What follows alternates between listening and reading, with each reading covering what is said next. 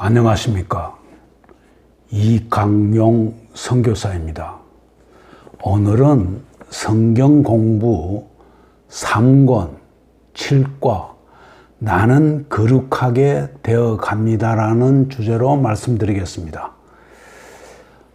오늘의 말씀은 매우 무겁습니다. 우리가 구원을 받았습니다. 구원은 우리 죄를 씻어서 하나님의 아들, 딸이 되게 하는 그러한 하나님의 선물을 받은 것입니다. 자, 그래서 우리는 천국 백성이 된 것입니다. 그러는데 하나님께서는 저희들을 그대로 두지 않습니다. 우리가 죄를 씻는 것으로 하나님은 만족하지 않고 저희들을 거룩한 백성이 되게끔 우리를 계속해서 만지십니다. 이 과정이 굉장히 괴롭습니다. 힘듭니다. 왜 그런가 하니까 자꾸 우리의 과거의 지은 죄를 깨끗게 씻어 주셨지만은 성령 하나님께서 저희 죄를 계속 생각나게 하십니다. 그렇게 함으로 해서 새로운 죄를 짓지 않게 하시는 것입니다. 저희들이 과거를 돌이켜서 생각해 보면은 그 지은 죄가 한두 가지겠습니까? 정말로 남한테 드러내지 못하는 숨겨진 죄가 너무나도 많아서 늘 괴로워하는 것이 정상입니다. 그래서 다시는 새로운 죄를 짓지 않게끔 하나님께서 유도하시는 것이죠.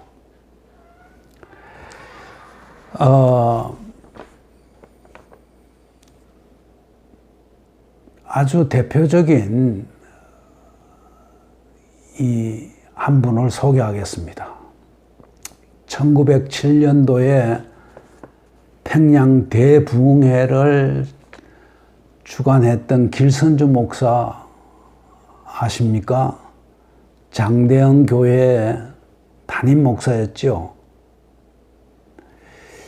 근데 이분이 1년간 새벽 기도하면서 혼자서 새벽 기도하면서 이 평양 대부흥회를 준비했습니다. 이제는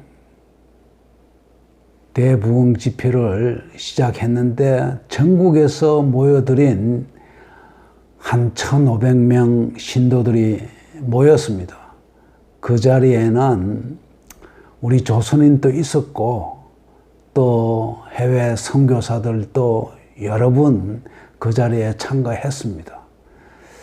1,500명 집회라면 지금도 대단히 큰 집회인데 1907년도 지금으로부터 114년이 됩니까? 그때 1,500명이나 그러면 어마어마한 숫자입니다. 전국에서 모여들은 그러한 집회입니다.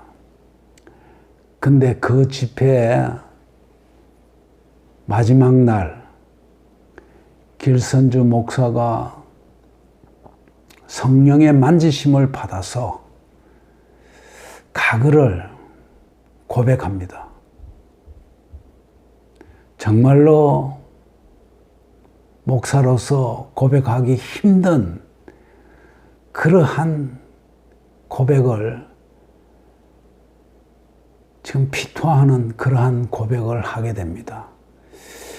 자기의 친한 친구가 사경을 헤매면서 길선주를 불러서 돈을 맡기면서 우리 가정을 좀 돌보아 주게 하고서 돈을 맡긴 돈을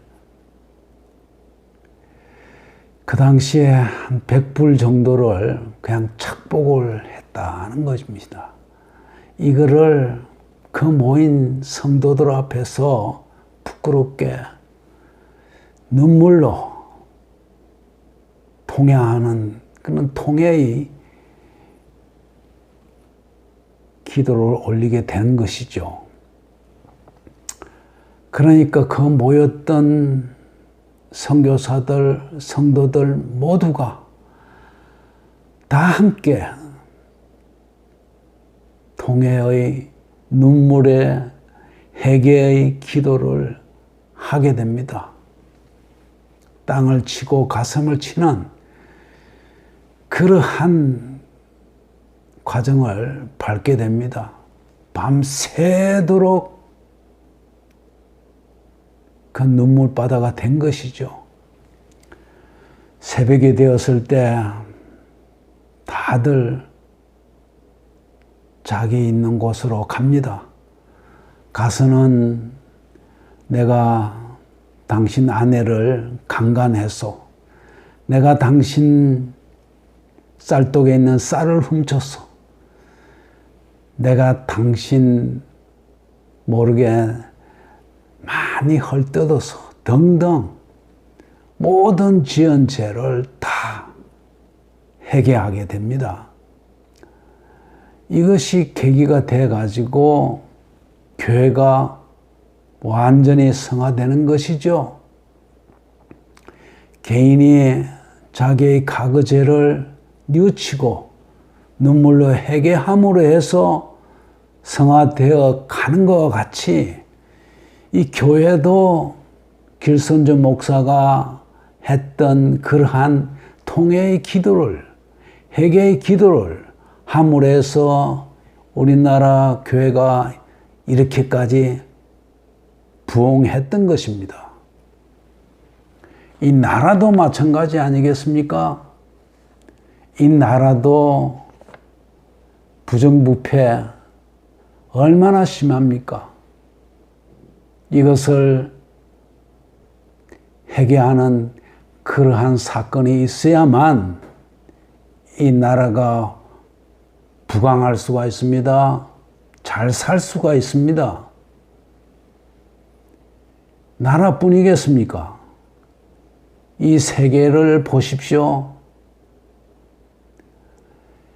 이 코비드-19 시대에 왜 왔었겠습니까?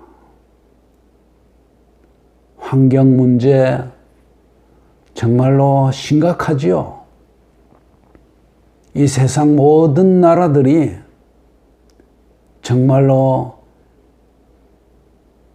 눈물로 회개하는 그러한 사건이 있어야만 이 코비드-19이 끝나지 않겠습니까? 저는 그렇게 생각합니다. 이 성화되는 과정은 정말로 힘든 과정입니다. 뼈를 깎는 그러한 회개의 시간이야만 성화가 되어 가는 것입니다. 절대로 기쁜 그러한 과정은 결코 아닙니다. 우리가 구원을 받았지만은 하나님께서는 우리를 구원으로 끝내지 않고 성화시키게 됩니다. 예수님과 닮은 그러한 인간이 되기를 바라면서 저희들을 계속해서 만지실 것입니다.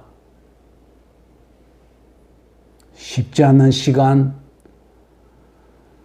기쁘지 않는 시간, 그렇지만은 거기를 걸어가야만 됩니다. 그렇게 걷게 하기 위해서 저희들을 구원하신 것입니다. 우리는 각오를 가지고 살아가야만 됩니다.